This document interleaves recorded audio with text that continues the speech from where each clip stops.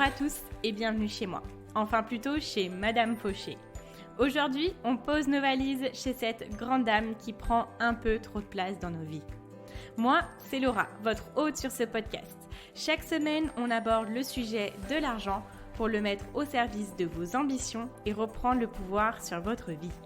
Alors, prêt à sortir de la fauche ? Faisons le chemin ensemble, sans pression, pas à pas, comme à la maison. Vous êtes prêts ? C'est parti. Hello à tous, aujourd'hui je suis ravie d'accueillir Julia de I Don't Think I Feel. Pendant cette discussion, j'ai pu lui poser toutes mes questions sur son rapport à l'argent. J'ai découvert quelqu'un pour qui la liberté est une valeur forte et quelqu'un qui a voulu vivre une vie selon ses conditions. Elle nous explique comment elle s'est inspirée, comment elle a suivi son instinct à une époque où l'entrepreneuriat digital n'était pas si démocratisé. Elle nous explique comment elle a rencontré son associée Julie. J'ai pu en savoir plus sur leur évolution, de leur rencontre dans un espace de coworking à représenter à elle deux une des sociétés de formation de référence dans le domaine de l'organisation et de la création de contenu. J'espère que vous apprécierez autant ce moment que moi. Je vous laisse donc avec cette discussion. Je vous souhaite une très bonne écoute.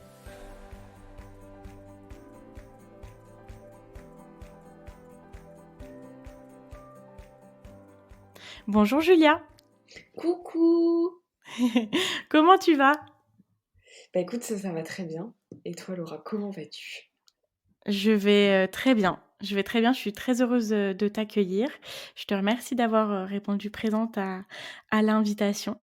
Avec plaisir. Ouais, j'ai hâte qu'on puisse discuter justement de toute la partie argent avec toi.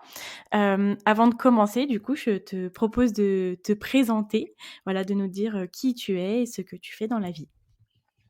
Alors je m'appelle Julia et au quotidien, je travaille avec Julie. On est un binôme GNG et on aide les freelances et les entrepreneurs à kiffer leur vie professionnelle indépendante au travers d'une bonne organisation, de bons process, de bonnes méthodologies de travail, pardon, et de la production de contenu. Ok, oui.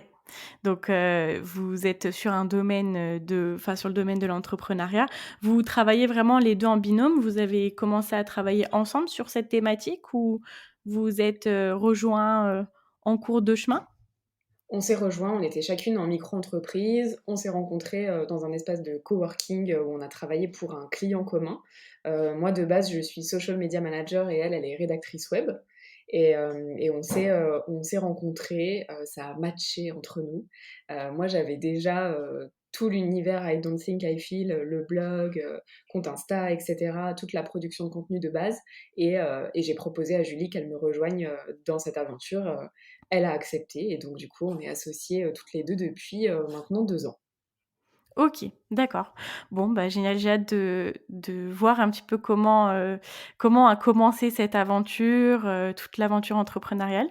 Mais avant ça, je te propose de revenir il y a de ça quelques années, plus dans ton enfance. Et j'adore demander à mes invités en fait les premiers pas qu'ils ont eus avec l'argent.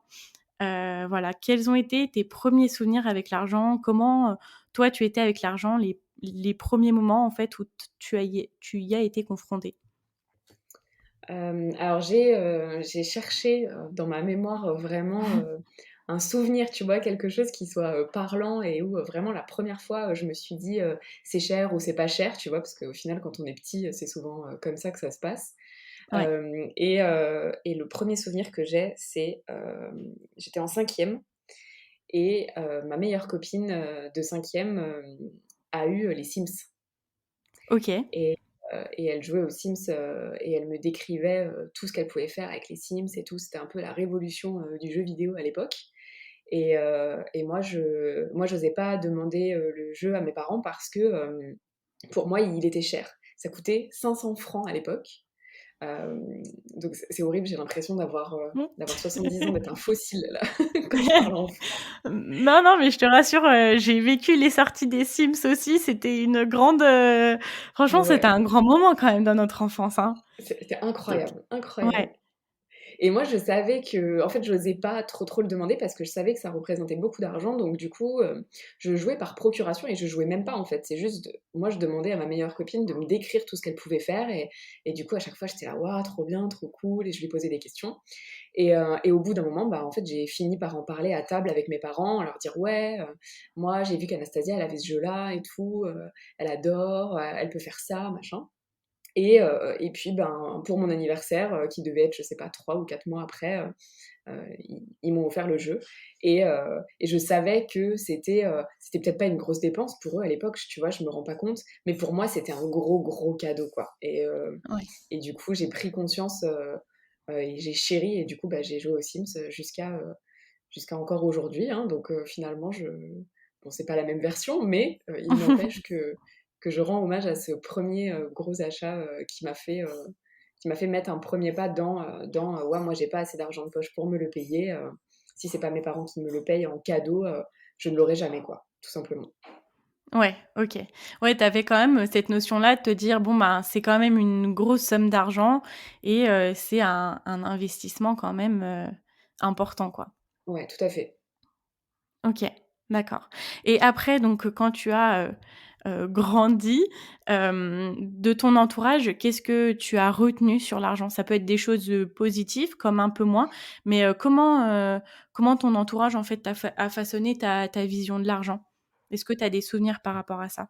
J'ai pas de souvenir, sur un enseignement en particulier ou tu sais, une petite morale de l'histoire en particulier, mais je sais que quand je cassais quelque chose ou quand j'abîmais quelque chose, je n'avais pas un objet qui venait le remplacer, tu vois? Si c'était cassé, tant pis pour moi, quoi OK. et donc du coup, je prenais très soin de mes affaires. Vraiment, jusqu'à, la fin de vie, tu vois, de basket ou la fin de vie d'un téléphone portable, par exemple.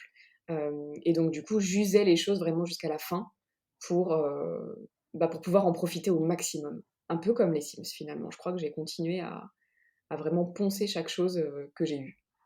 Ouais. Est-ce que c'est aussi un côté, très, soigneuse, soucieuse de ce que tu avais, de vraiment chérir, ce que tu possédais? Ouais, ouais, je suis soigneuse, même encore aujourd'hui, je suis très soigneuse de mes affaires. Je fais vraiment attention, mais j'ai développé un autre gène, parce que je suis très dépensière aussi, donc je suis, soigneuse mais dépensière, mais le soin, c'était très important à l'époque parce que, bah, à l'époque, je ne pouvais pas être dépensière. Je n'avais pas assez d'argent Ouais. pour l'être vraiment. Donc heu, donc ouais, très soigneuse de mes affaires. OK, d'accord. Et donc finalement après quand toi tu as commencé à te faire tes premiers salaires, déjà, avec quelle activité tu as commencé? Alors j'ai commencé en étant salariée chez Michelin, comme OK, beaucoup de Clermontois et Clermontoises, c'était un salaire en alternance, et c'était plutôt bien payé pour dire que j'étais alternante.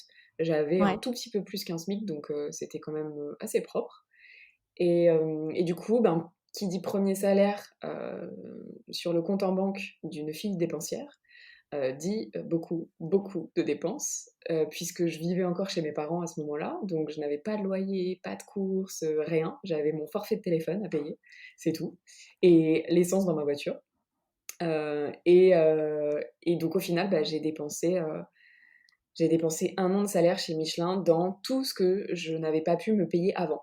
Donc ouais, ça passe par un nouveau téléphone, par un nouvel ordinateur, par, des jeux vidéo, par des abonnements à des magazines, tu vois? Tout, ce dont j'avais vraiment envie, sur les 3 années, qui ont précédé, ça, bah, finalement j'ai pas réfléchi, bien plus longtemps, je me suis acheté tout ce qui me faisait envie, quoi. ouais, tu t'es fait plaisir en fait finalement. Ouais et pendant 1 an, Mmh. ça a été, vraiment je n'ai pas mis un seul euro de côté sur 1 an de salaire, quoi, vraiment. Ouais, ça me rappelle, très, presque mot pour mot ma 1re année d'alternance. Moi c'était pareil, c'était un peu comme que de l'argent de poche en fait ce que je gagnais. Et ouais. Et je dépensais tout, tout. J'arrivais à 0 à la fin du mois. Bon, je terminais pas à découvert, mais j'étais Ouais. à 0 à la fin du mois et à la fin de l'année, je me suis demandé ce que j'avais fait de mon argent, quoi. Ça, c'est vrai. Par contre, ouais, on se dit: «Ah ouais, j'ai quand même dépensé, 12 fois 1 200 €, je sais pas où ils sont». Ouais, c'est ça, ça fait beaucoup. C'est énorme en vrai, quand on y pense, c'est énorme. Ouais. Est-ce que tu as regretté ça à la fin de cette année-là ou tu t'es dit: «Bon, c'est pas grave, je me suis fait plaisir»? Non, franchement, je me suis dit: «Ouais, je me suis fait plaisir», je me suis pas privée, tu vois, dans les années précédentes, mais j'étais dépendante, de l'argent qu'on pouvait me donner à Noël ou pour mon anniversaire, des choses comme ça, tu vois? Enfin, tu sais, j'étais tout le temps en train de compter, finalement, et donc pour la première fois de ma vie, j'avais pas besoin de compter vraiment, et du coup, j'en ai profité. Donc pas de regret du tout, d'autant plus que je me suis acheté des choses, que j'ai encore aujourd'hui, tu vois? Et que j'utilise encore puisque, je suis soigneuse, donc vraiment, j'ai gardé ces choses-là, des années et des années. Ouais, donc finalement, c'était pas forcément de l'argent, passé par les fenêtres, c'était des choses que tu as gardées et qui te servent encore aujourd'hui, quoi. Ouais, complètement. Mmh. Et donc, après, au fur et à mesure de voilà, des années qui ont passé, est-ce que tu t'es lancée tout de suite dans l'entrepreneuriat après ou ça s'est articulé comment? Après Michelin, j'ai rien fait pendant 9 mois, 9 10 mois. En fait, en parallèle et depuis mes 18 ans, donc quand j'ai quitté Michelin, j'avais, 22 ans, je crois, 22 ans, 23 ans, et en gros, depuis mes 18 ans, je faisais des photos en boîte de nuit. Tu peut-être D'accord. connu, des photographes de boîte de nuit, ils s'appellent T-Late et WeMove après, Mais et carrément? voilà, Mais donc oui? voilà, j'ai fait des photos en boîte de nuit, et en fait, quand j'étais à Michelin, j'étais manager régional, du coup de ma team de photographes, sur la région Auvergne, et donc en sortant de Michelin, je n'avais qu'une envie, c'était de me reposer, de ne rien faire, de faire la fête. Donc pendant 9 mois, je sortais du mardi soir au samedi soir, en boîte, et je faisais des photos, je formais des nouveaux photographes, je gérais ma petite équipe de photographes, quoi, et OK. heu et en fait, ça m'a permis de me poser, et de ne rien faire, et en plus je touchais le chômage du coup, donc c'est le chômage qui payait, les mojitos, et et C'est pas puis, mal. voilà, c'était une bonne période, voilà, c'était les 9 mois, les plus festifs de ma vie, et puis en plus je vivais encore chez mes parents aussi à ce moment-là, donc tranquille. Et après, c'est là où j'ai décidé en fait de me lancer, dans le grand bain de l'entrepreneuriat, et j'ai galéré parce que moi je me suis pas lancée, à l'époque il y avait personne, tu vois? Enfin, c'était pas très, très à la mode de se lancer, en indépendant, et j'avais pas, vraiment de culture de l'entrepreneuriat du tout, tu vois? J'avais personne, dans ma famille qui était entrepreneur, ou alors, des entrepreneurs, qui ont déjà réussi, si tu veux, quoi, qui sont Ouais. installés et tout, rien à voir avec les débuts en micro-entreprise, quoi. Et donc, bah, je me suis lancée en me disant que j'allais créer mon propre emploi, parce qu'à Michelin, ça s'était bien passé, mais ça avait été quand même un peu frustrant parce que, tu dois respecter ta fiche de poste, tu vois? C'est pas la liberté, professionnelle Ouais. vraiment, et Tu te donc je me sentais suis un petit lancée, peu, limitée? ouais, ouais, ouais, complètement, bridée, vraiment bridée, et Ouais. donc je me suis dit: «Bah, je vais créer mon propre emploi, c'est pas grave», j'étais motivée comme jamais, et au final, je me suis lancée, j'étais chez mes parents, donc j'avais quand même, tu vois, la sécurité, d'avoir un toit, sur la tête. Hem, mais c'est arrivé, assez rapidement finalement. OK. D'accord. Mais c'est génial. Attends, je voulais juste revenir sur ton activité en boîte de nuit. Parce que ça, c'est génial. J'essayais de retenir cette question parce que tu me dis que c'était pour te reposer, mais tu travaillais quand même, en fait? Ben oui, alors donc c'était du travail, oui et non, parce qu'on était bénévoles, tous en fait dans ce D'accord. genre d'organisme bénévole, et finalement, même si, aujourd'hui quand, j'en parle, tout le monde me dit: «Mais c'est scandaleux, c'était de l'exploitation» et cetera.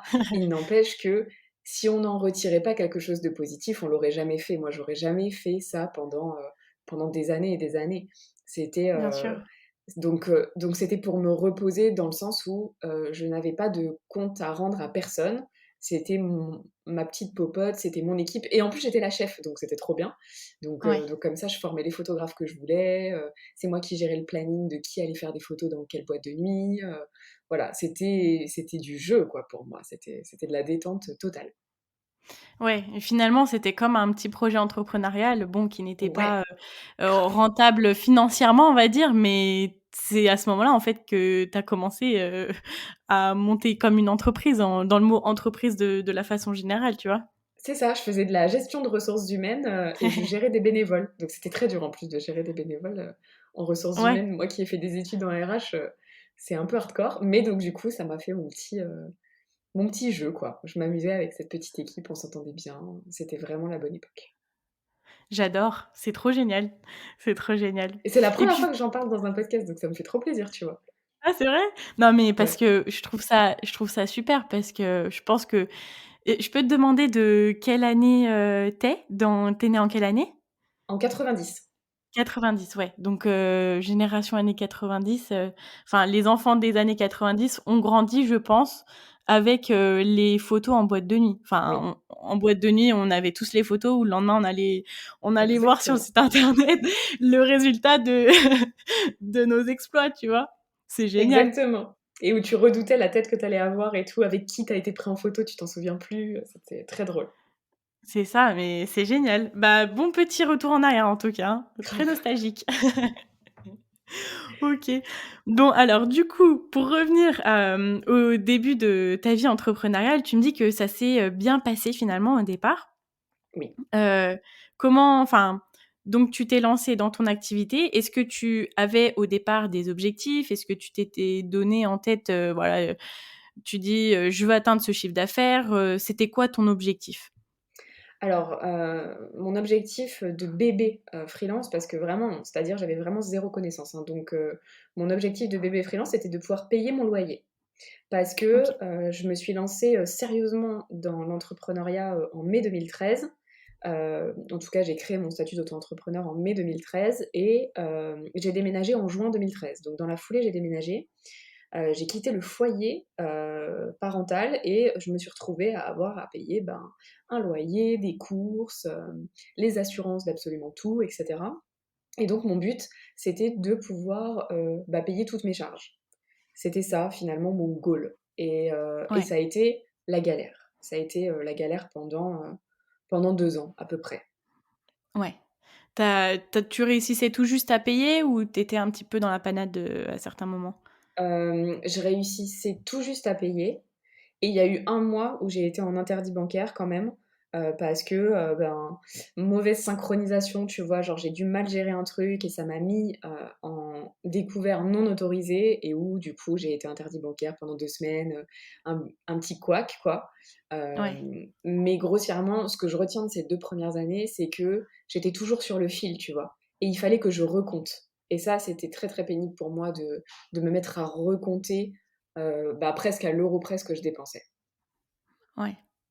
Ouais, je vois. Mais en fait, tu as quand même pris cette décision de partir et tu savais que tu voulais payer tes charges et toi, tu pas eu cette peur-là de te dire, «Comment je vais faire?» et en fait, finalement, non, faut pas que je fasse ça parce que je vais me retrouver dans la panade.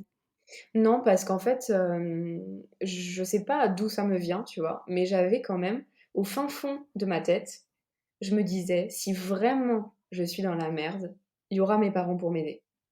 Tu sais, Ouais, au fin fond, tu vois, j'avais quand même cette petite, ce petit filet de sécurité, quoi. Où je me disais, «Vraiment, ils te laisseront pas mourir de faim. Ils oui, te feront ouais, des ouais, ouais. courses. À un moment donné, ils vont pas laisser leur fille unique mourir.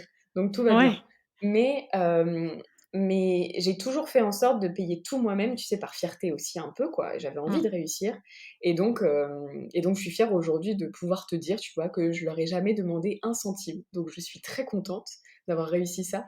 Mais c'était quand même difficile, tu vois, psychologiquement, parce que, on était aussi en 2013 à une période où j'avais personne à qui me comparer, à ouais, qui me confier, qui était exactement dans la même situation que moi. On était très, très peu de freelance sur internet, à ce moment-là, à vraiment en parler de façon libre, quoi. Et donc du coup, ça a été compliqué, de me dire: «Est-ce que» parce que oui, je crois en moi, j'avais confiance en moi, je savais au fond de moi que j'allais réussir et que ça allait payer au bout d'un moment, mon travail.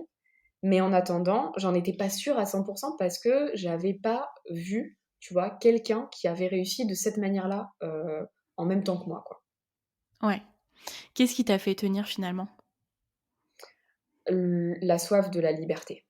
Je voulais Ouais, pas retourner, dans une entreprise, pour laquelle c'était pas moi qui décidais ce que je faisais. Vraiment, je voulais pas. OK.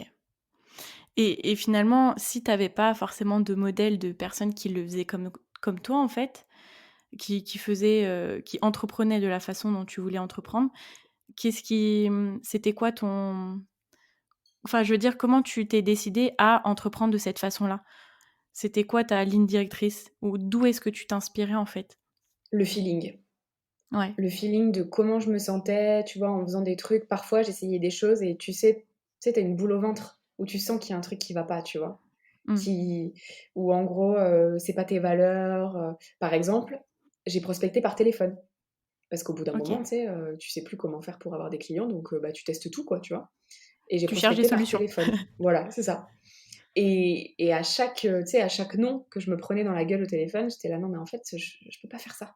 C'est en train de me miner le moral. À chaque fois que je raccroche, je me sens comme une merde, une merde. Donc du Mmh. coup, je me dis: «OK, c'est que ça doit pas être cette méthode qui est faite pour moi. C'est pas fait pour moi de démarcher au téléphone. Je dois pas avoir suffisamment la tchatche, je dois pas savoir me vendre correctement, donc c'est pas fait pour moi». Et en fait, j'ai fait plein de tests comme ça, sur plein de trucs, que ce soit pour trouver des clients, que ce soit pour faire mon travail de CM correctement, genre sur tout, tout, tout, j'ai fait 1 million de tests. Il y a plein de trucs, qui ont échoué, des idées de merde, mais il y a plein de trucs où j'ai senti, tu vois, que ça bougeait. Par exemple, au tout début, je me suis mis sur Pinterest, je me suis dit: «Waouh, franchement ça peut marcher et tout, je vais tenter de mettre mes articles de blog dessus, on verra». 6 mois plus tard, ça a explosé, et là je me suis dit: «OK, bah, ouais, j'ai bien fait de passer 2 heures à mettre mes articles de blog sur Instagram, sur Pinterest à Pinterest. ce moment-là parce que ça a marché de ouf».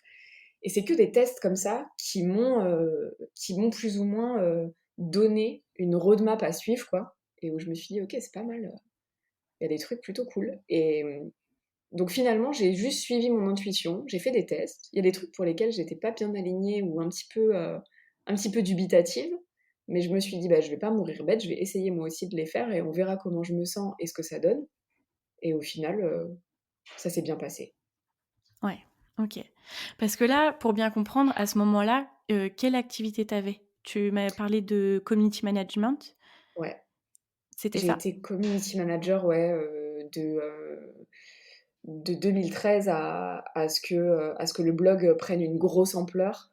Heu, j'ai géré les réseaux sociaux, donc au début, c'était uniquement Facebook et puis progressivement Facebook a laissé place à Instagram dans le cœur, des gens. Et donc du coup, Ouais. j'ai dû aussi me former à Instagram et m'y mettre pour moi et pour mes clients. Et puis voilà, et puis maintenant il y en a plein d'autres, mais je ne fais plus ça puisque on est quasiment avec Julie à 100 bah, sur l'activité des formations, sur idon'tsing.fr. OK, d'accord. À ce moment-là, quand toi, tu étais en train de faire tous ces tests, à voir, Mmh. qu'est-ce qui fonctionnait, qu'est-ce qui ne fonctionnait pas, à quel moment tu t'es dit: «Ça y est, ça fonctionne, ça y est, je peux être, un peu plus soulagée avant la fin du mois, même au milieu du mois»? Qu'est-ce qui t'a fait te dire: «Là, c'est bon, je peux souffler un peu, ça marche»? Quand j'ai réussi pour la première fois à mettre, plus de 1 000 € de côté, où j'avais payé mon loyer, tu vois? J'avais payé mes courses, l'essence, les assurances et cetera, et où, il me restait encore 1 000 € et que je pouvais faire ce que je voulais avec. Donc j'étais en simili fin de Michelin, tu vois? En mode, «Allez, qu'est-ce que j'avais envie d'acheter que j'ai pas acheté pendant 2 ans là?» Donc voilà, c'était à ce moment-là où je me suis dit: «OK». Et c'était un contrat, que j'avais signé sur du long terme, sur 1 an et demi. Donc du coup, ça m'assurait 1 an et demi, de revenus, stables, quoi. Et Ouais, c'est là où je me suis dit: «OK Julia, tu peux souffler». OK. Ouais, là, tu avais, une meilleure sérénité, en fait, pas face à Ouais, l'avenir, en fait. Mmh. complètement. Est-ce que, à ce moment-là, est-ce qu'il y a des moments, tu t'es dit qu'il fallait, améliorer, je sais pas, ta relation à l'argent? Est-ce il y a des choses que tu as voulu changer par rapport à des blocages ou pas? J'avais, alors oui et non. J'ai eu, quand même quelques regrets, si on peut dire ça comme ça, où, où j'aurais préféré savoir ce qui m'attendait. Je pouvais pas vraiment le savoir, mais du coup, j'aurais aimé, bah, par exemple, avoir de l'argent de côté. Ne serait-ce que Ouais. 2 000 €. histoire juste de pas autant galérer sur ces 2 premières années et pour avoir l'esprit, un peu plus serein et ça m'a appris aussi un truc, où quand tu as peur de manquer, quand tu sais que tu es trop juste d'un point de vue financier, bah, ton esprit, en fait, il est focalisé là-dessus. Genre H24, il est là-dessus. Parce que tu penses à l'argent tout le temps. Tu as peur tout le temps ben, ouais, de manquer d'argent, que ton prélèvement ne passe pas, et cetera. Ça te bouffe une partie de ton cerveau, c'est incroyable. Et le fait d'avoir une sécurité financière, donc soit parce que tu as de l'argent de côté, soit parce que tu as signé un contrat sur le long terme qui t'assure un revenu un peu récurrent et un peu stable sur les 6 prochains mois, ça t'enlève cette peur, quoi. Et tu peux enfin mettre ton énergie dans le développement de ton entreprise et non pas dans la peur et à te dire comment je vais faire le mois prochain, etc. Ça bouffe une énergie incroyable. Et du coup, de se construire une sérénité, donc soit en amont avec de l'argent de côté, soit arriver à signer des choses sur le long terme quand on est freelance, ça fait vraiment un bien fou. Ouais. C'est une autre dynamique, quoi. C'est Ouais. c'est un autre état d'esprit, tu vois les choses de façon beaucoup plus claire et tu mieux, quoi. Ouais, t'es plus serein, tu respires, quoi. Tu sais, t'es un peu plus tranquille, tout Ouais, simplement. ouais. Je vois exactement ce que tu veux dire. Tu, au fur et à mesure que ça a évolué, Ouais. tes revenus ont évolué, du coup, j'imagine. Est-ce que tu peux m'en parler? Est-ce que ça a augmenté en flèche? Est-ce que ça a augmenté progressivement? Hem, voilà, voilà, comment ça s'est évolué? Comment ça a évolué, pardon? Hem, alors, non, c'est monté progressivement. Progressivement, j'ai eu, on va dire que j'ai commencé, la double activité finalement. Donc j'avais à la fois mon job de social media manager et en parallèle, je commençais à vendre, des formations en ligne et donc du coup, j'avais 2 sources de revenus. On va dire que 80 de mon revenu, c'était du social media et 20 c'était des formations en ligne. Ça a duré comme ça pendant 1 an et demi, 2 ans, 2 ans et demi. Et puis progressivement, ça s'est équilibré à 50-50, hem, jusqu'en 2018-2019, où là, c'est les formations qui ont pris le pas. Mais c'est moi aussi qui l'ai décidé comme ça. J'ai pris moins de clients, et j'avais envie de développer vraiment cet aspect formation en ligne et toute ma communauté. Et puis, ben, ça a fait un boom fin 2019, du coup, septembre 2019, où là, j'ai sorti une grosse formation en ligne sur le marketing de contenu qui m'a fait exploser le plafond de la micro-entreprise. Et c'est là où s'est posée la question du coup de l'association avec Julie ben, pour changer de forme juridique. Donc ça s'est D'accord. fait relativement progressivement. J'ai pas eu de boom de ouf, mis à part en 2019, mais bon, entre 2013 et 2019, tu vois, ça a été progressif. OK, d'accord.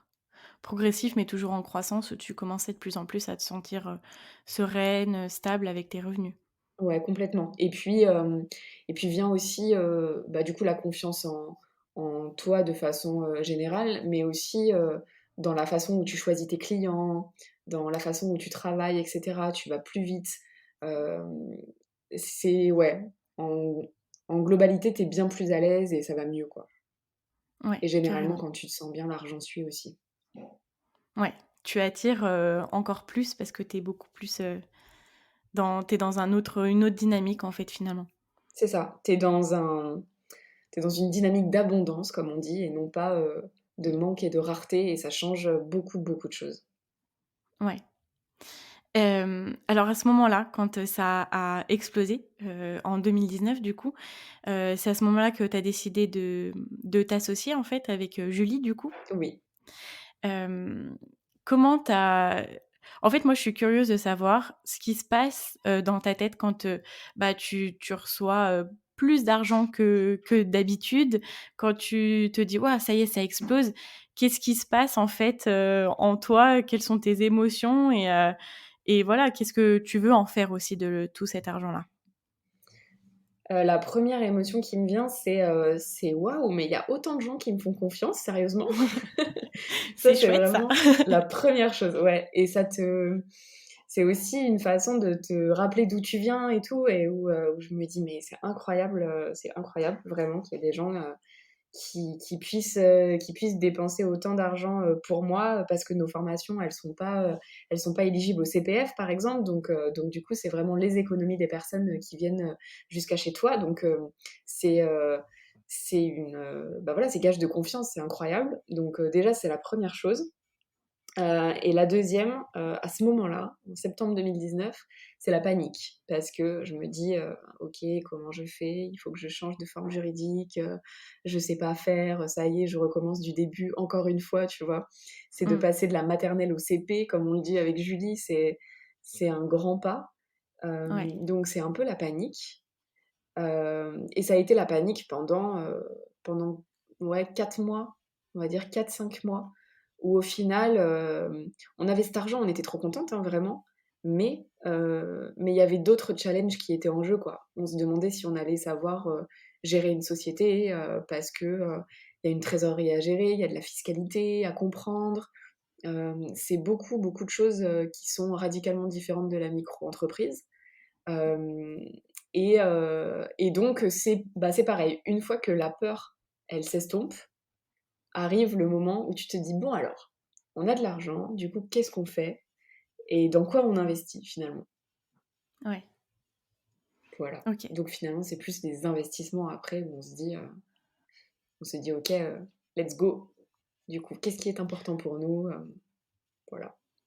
OK, génial.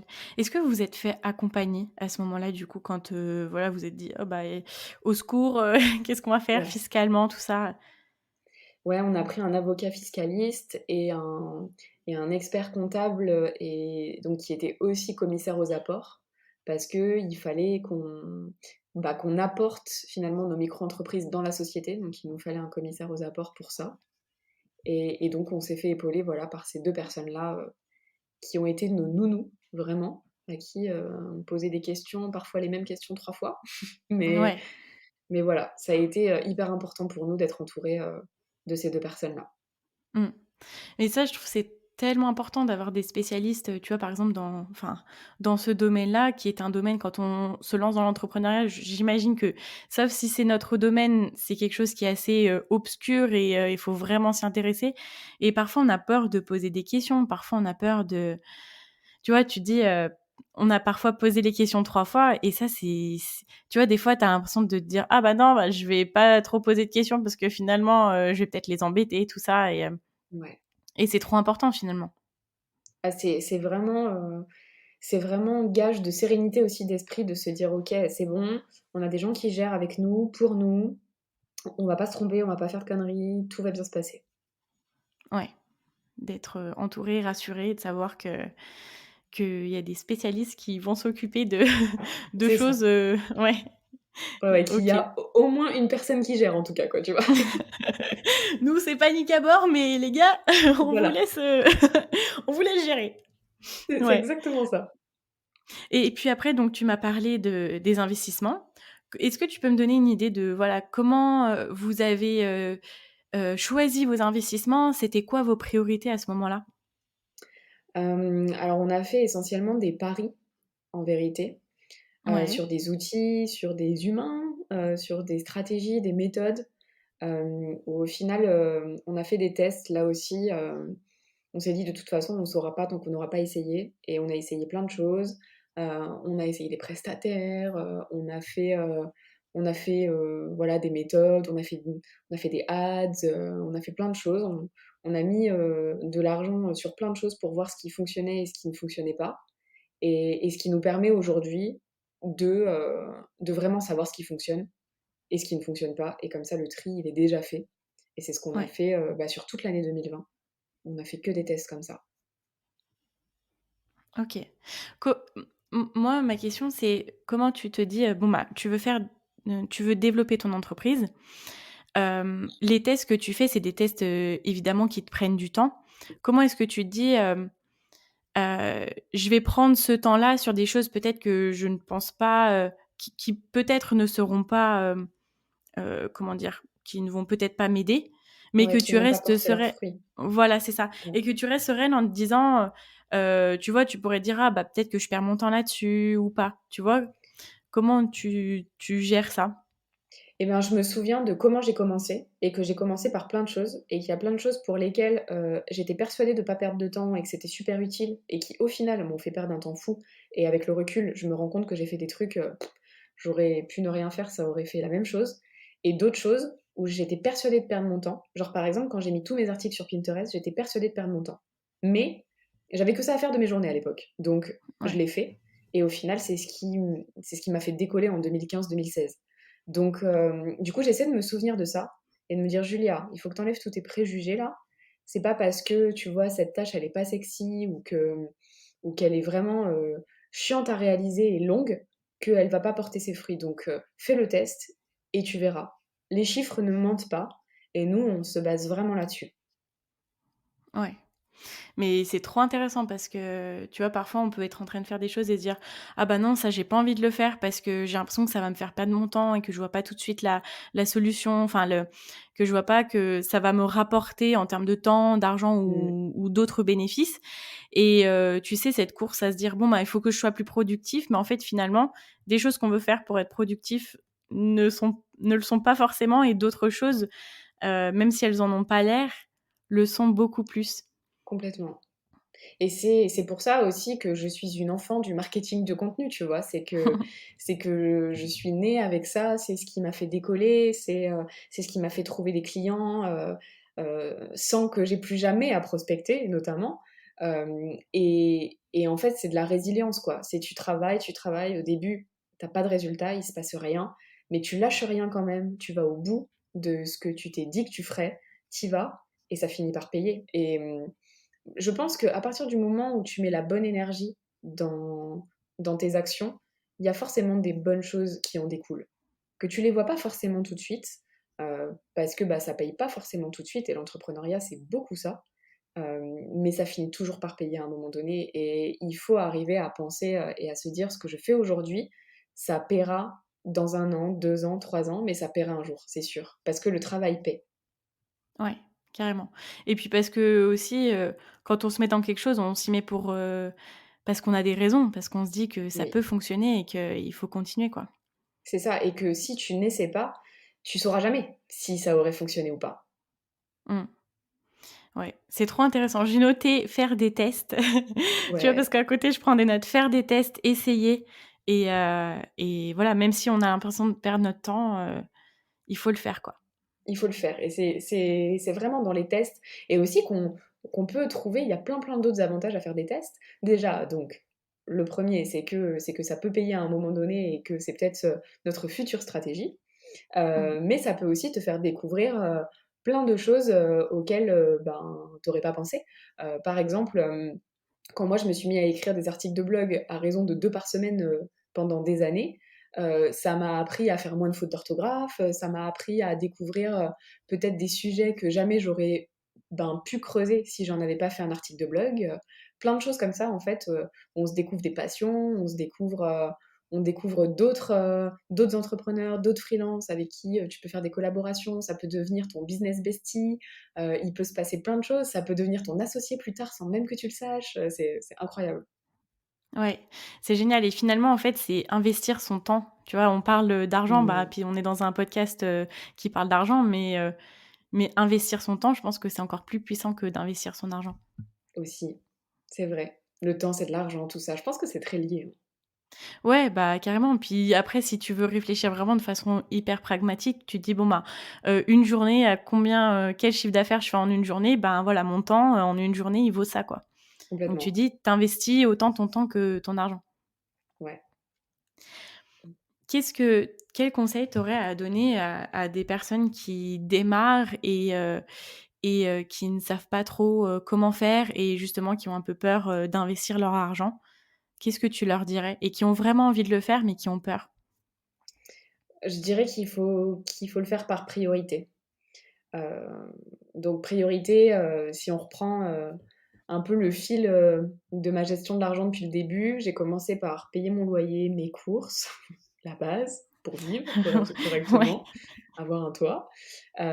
Et ensuite, se focus sur, des outils qui nous permettent de bien travailler, de bien faire notre travail et ensuite sur, des choses qui vont t'apprendre de nouvelles choses. Donc ça peut être du contenu, gratuit, du contenu payant, donc des formations. Ça peut être simplement, des livres, ça peut être, des conférences, ça peut être des vidéos sur YouTube, ça peut être plein de choses, mais investir, de l'argent dans quelque chose, qui va nous élever quelque part, qui va nous Mmh. apprendre de nouvelles choses, qui va nous ouvrir des portes dans notre cerveau, des choses à creuser, voilà. Et c'est très important de se nourrir, de façon quotidienne de nouvelles choses parce que, bah, c'est ça qui va nous donner les clés d'avancer, qui va nous donner de nouvelles idées, qui va nous donner peut-être aussi la force, ben, du coup, de continuer et d'être résilient, heu, au fil des semaines et au fil des mois, si on est dans une période un petit peu compliquée. Mmh, carrément. J'espère que vous avez tous pris des notes en nous écoutant. C'est trop intéressant, j'adore. Ça a été quoi, pour toi et du coup pour Julie, votre meilleur investissement finalement? Si tu dois, faire un top, un top 1. C'est dans les prestataires qui nous accompagnent aujourd'hui, les freelances et les entrepreneurs qui travaillent, qui travaillent au quotidien pour nous aujourd'hui. Ça a été notre meilleur investissement parce que, si on l'avait pas fait, on serait très certainement en burn-out, on serait au sol tels des abricots secs, tu vois? En train de ramper Tout par terre. c'est ça, toute pourrie, on serait vidé de tout et ça a été, la meilleure décision. On l'a peut-être même fait un petit peu tard, tu vois? Ouais, On a ouais, on aurait peut-être dû le faire un tout petit peu plus tôt, mais on avait très, très peur de déléguer aussi, ça c'est encore un autre sujet dont on pourrait parler ouais. des heures. Mais vraiment de déléguer du travail et de faire confiance à d'autres êtres humains que nous 2, ça a été, heu, ça a été très, très libérateur pour nous. Ça a été le meilleur investissement et aujourd'hui, comme on peut le voir, ben, sur les articles de blog dans lesquels on partage nos revenus, il y a par exemple au mois de juin, on a dépensé plus de 15 000 € en prestataire. Mais c'est la base pour nous en fait, maintenant ça y est, on est, de façon systématique au-dessus de 10 000 € et si on devait, se passer de ces investissements-là, dans toutes ces personnes qui nous aident, Hem, on ferait plus rien en fait. On ferait plus rien parce on serait que dans la gestion quotidienne et on serait plus en train de développer de nouveaux projets et de vraiment avancer et de faire développer l'entreprise, quoi. Ouais, carrément. C'est pareil, c'est un investissement qui vous permet de, créer le chiffre d'affaires que vous créez, en fait. Complètement Sinon, ouais, et sans eux, on ferait rien en fait. On ferait plus rien. ouais. Est-ce que tu peux nous partager un petit peu une idée de, hem, justement ces retours sur investissement-là?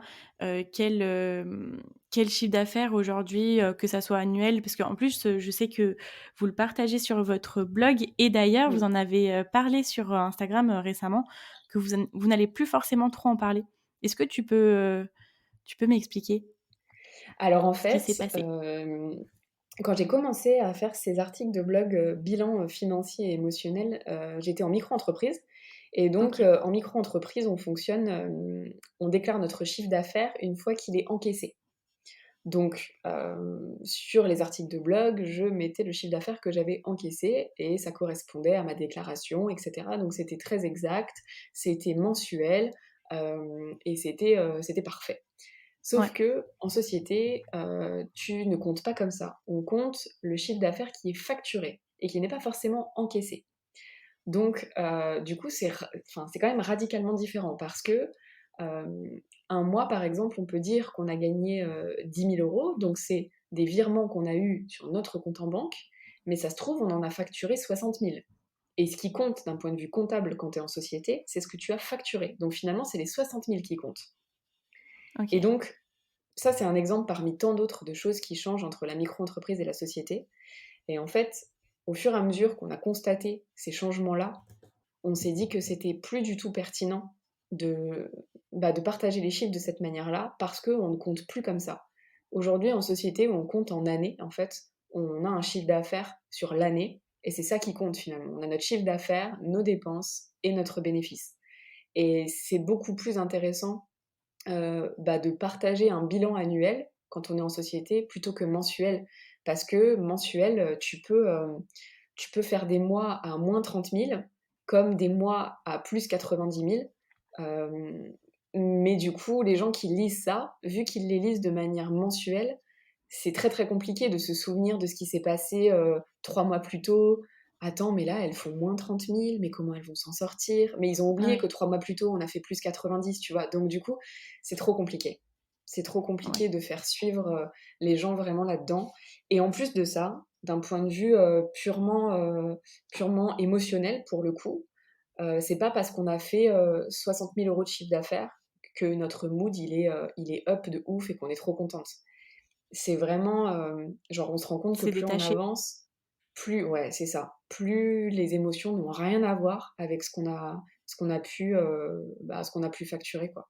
Ça n'a rien à voir avec le montant qu'il y a sur notre compte bancaire et donc voilà, donc toutes ces petits constats nous ont fait arriver à la conclusion qu'il était beaucoup plus sain et beaucoup plus logique, en fait, tout simplement, de partager nos chiffres autrement. Donc, loin de moi l'idée de ne plus du tout partager mes chiffres, au contraire, mais simplement les présenter d'une autre manière. Donc faire des formats différents, peut-être peut-être aborder des petits bouts, tu vois, parler par exemple de la masse salariale, tu vois, et faire vraiment un focus là-dessus, ce que ça engendre, etc., plutôt que de faire une photographie mensuelle qui n'a que très peu de sens aujourd'hui. Ouais, quelque chose qui permettra d'avoir une vision plus globale et de comprendre, les choses plus dans leur entièreté par rapport, aux chiffres, quoi. Ouais, complètement. Plutôt que de balancer des chiffres bruts comme ça, plutôt essayer d'expliquer pourquoi on en est là, tu vois? Pourquoi Mmh. on se paye, ce salaire, par exemple, tu vois? Parce que là, jusque-là, ben, on a balancé le salaire comme ça tous les mois sur les articles de blog, mais personne ne sait pourquoi on a fait ce choix-là, par exemple, tu vois? Mmh. OK, d'accord et du coup, je me pose comme question, comment est-ce que vous arrivez à, y voir clair dans tous ces chiffres? Comment est-ce que vous a enfin, voilà, comment est-ce que vous améliorez votre vision? Enfin, comment vous gérez tout cet argent-là et vous y voyez clair? On a un tableau de bord, très, très clair dans lequel Julie ne met pas les pieds parce qu'elle serait capable de me faire couler la boîte. Ah!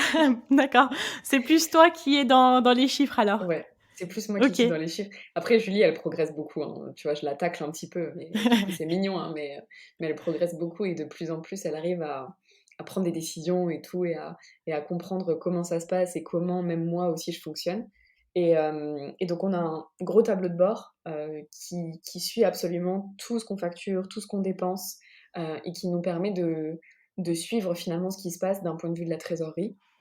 Et c'est notre bible, en fait. On se réfère à ça, dès qu'on peut, il enfin moi, en tout cas, de mon côté, il ne se passe pas une seule journée sans que je l'ouvre. Donc pour regarder, ce qui se passe, pour prendre des décisions par rapport à certaines dépenses, pour savoir quand est-ce que je vais facturer tel ou tel client. C'est vraiment le tableau de bord qui nous permet, de savoir où on en est et comment ça va, d'un point de vue financier. OK, ouais. C'est trop intéressant et de se dire pas une journée sans regarder le tableau de bord. Donc ça veut dire que même dans nos finances perso, c'est hyper important de regarder, nos comptes à nous quoi, voir ce qui va se passer, voir ce qui arrive, comment on Ouais, doit gérer quoi. complètement. Est-ce que tu le fais aussi de la même façon personnellement ou moins? Ah pas du tout, c'est un fiasco personnellement. C'est C'est un vrai? fiasco. Je suis, l'opposé d'un point de vue de la rigueur, je suis Ouais, l'opposé de ma vie pro. OK. Est-ce que tu sais, pourquoi ou pas forcément? Enfin, tu es plus, sur le feeling? Oui et puis en plus, ouais, je me prends tellement la tête, même si c'est pas tant une prise de tête parce que c'est quand même du kiff de gérer une entreprise, mais disons que je suis tellement rigoureuse sur la partie pro que quand vient la partie perso, que ce soit dans les finances, dans la gestion des courses, tu vois, plein de trucs quoi, ou même l'organisation des vacances. Franchement, ça me saoule d'avance de me dire que je vais devoir organiser un truc carré, quoi. Donc Ouais. c'est beaucoup plus freestyle dans ma vie personnelle que dans ma vie pro. Ouais, parce que enfin, j'imagine que ça doit être, voilà, très, prenant mentalement pour être autant organisé aussi, personnellement, quoi. Ah ouais, Enfin, ouais, franchement, ouais. Et puis et pour le coup, mes comptes perso, je vais les voir, 1 fois par semaine et encore. ouais. Mais est-ce que si tu vas pas, parce que je m'imagine peut-être s'il y avait, voilà, de gros soucis où tu devais vraiment regarder tout ça, heu, tu devrais y aller peut-être plus souvent, mais si tu as pas forcément besoin finalement d'aller voir. Ouais, oui, c'est clair, c'est clair.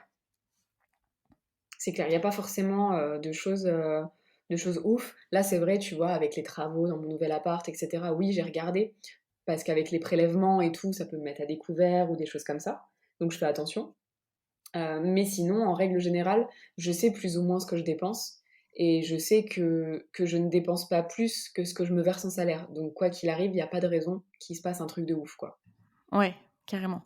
En fait, finalement, tu as quand même une vision assez globale et qui te permet d'être assez sereine, sur tes finances perso, quoi. Oui, oui. OK. Bon, super. On va arriver vers, le petit jeu que je t'ai annoncé quand on a Oui! préparé, le podcast. Bon, alors je le vends très fort, mais c'est un petit jeu, assez rapide. Alors en fait, ce que je fais avant qu'on discute, je prépare, 5 idées reçues sur l'argent. Ouais, Et donc elles sont numérotées de 1 à 5. Je t'invite à me donner un chiffre entre 1 et 5 et je te donne la phrase et tu me donnes ton avis. Si, tu me dis que oui, c'est vrai, non, c'est pas vrai, oui et non. Enfin voilà, je suis curieuse d'avoir ton avis sur une de ces phrases-là. très bien. Voilà. Alors à chaque fois, je l'explique très, très mal ce jeu, donc je ne sais pas si voilà, est-ce que, tu as compris l'ensemble? Parce que j'ai toujours du mal à l'expliquer. Alors là, pour moi, je te donne juste un chiffre et toi, tu vas me dire une phrase. C'est ça, hein? Exactement, c'est ça. Parfait. Voilà, Et ben, écoute, le chiffre 2. OK. Gagner beaucoup d'argent fait de toi une mauvaise personne. Qu'est-ce que tu en penses? Oh C'est bah une idée non. reçue. Ah oui. Ah, c'est faux, en fait, tout dépend de ce que tu fais avec, ton argent, finalement. Si tu si tu vas sur le dark web et que tu prends un tueur à gages, oui, effectivement, ton argent, fait de toi une mauvaise personne. J'ai peut-être pris un exemple un peu extrême. Ouais, mais c'est un exemple très parlant.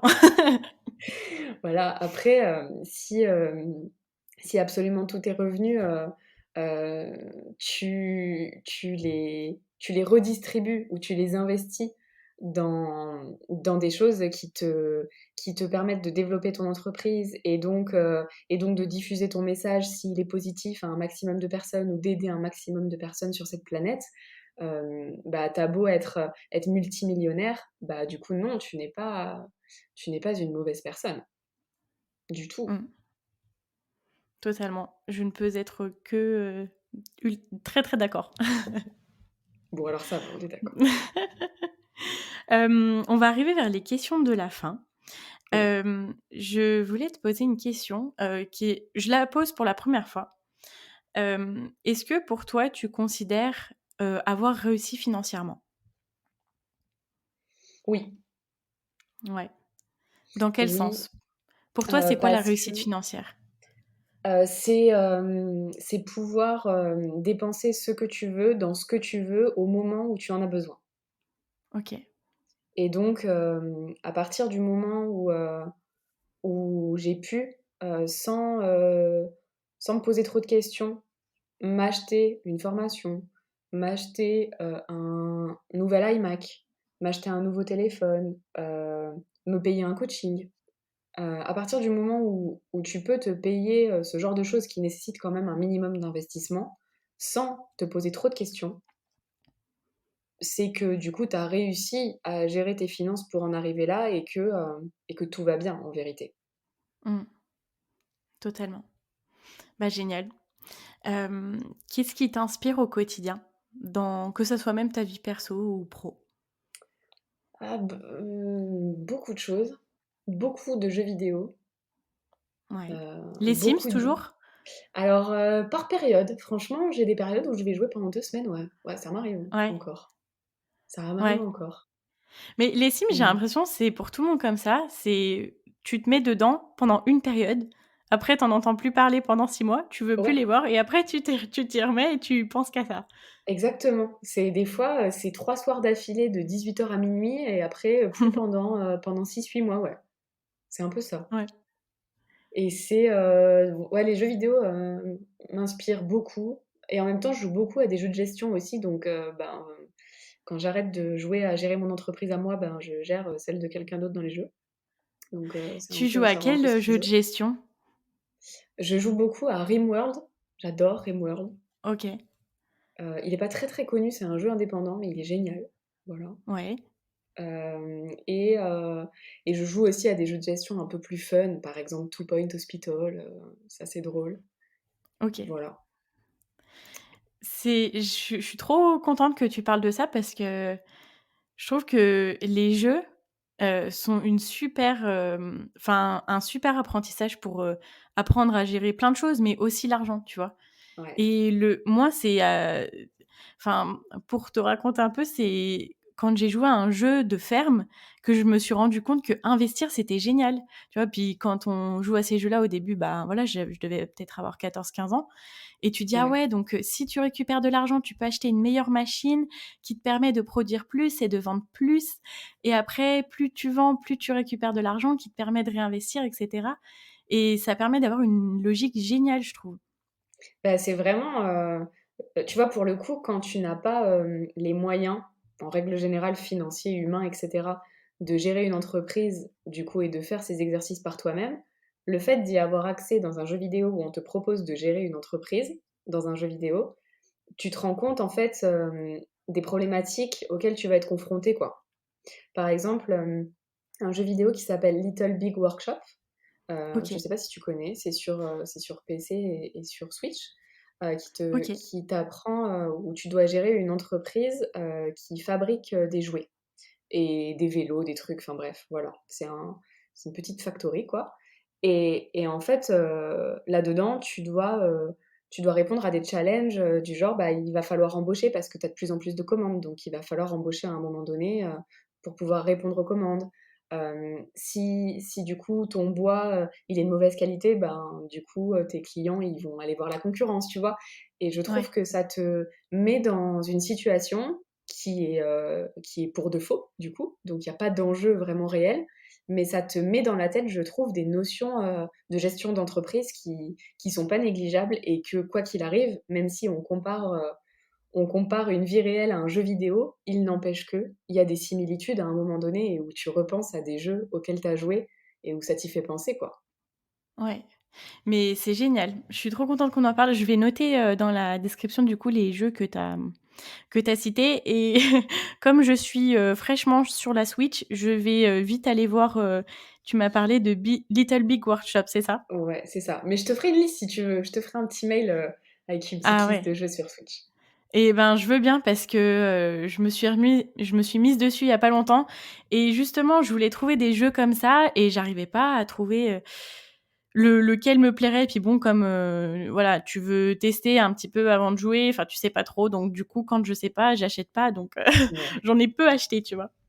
Et bah, Donc je te ferai une petite liste de jeux de gestion, avec plaisir. ah, je vais bien, merci, je suis trop contente. Par contre après, Après, il y a plus de après je risque de podcast, donc voilà, c'est du ça. coup, Donc ce sera le dernier podcast, ce sera le dernier épisode.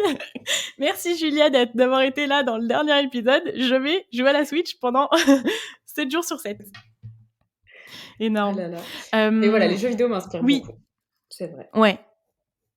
Et tu m'avais dit qu'il y avait d'autres choses. Est-ce que tu avais envie de parler d'autres choses qui t'inspirent? YouTube, beaucoup, je suis beaucoup, beaucoup sur YouTube. Je regarde pas forcément énormément de trucs business. Au contraire, tu vois, quand j'ai fini ma journée, j'aime bien regarder des trucs qui n'ont rien à voir avec la choucroute. Ouais.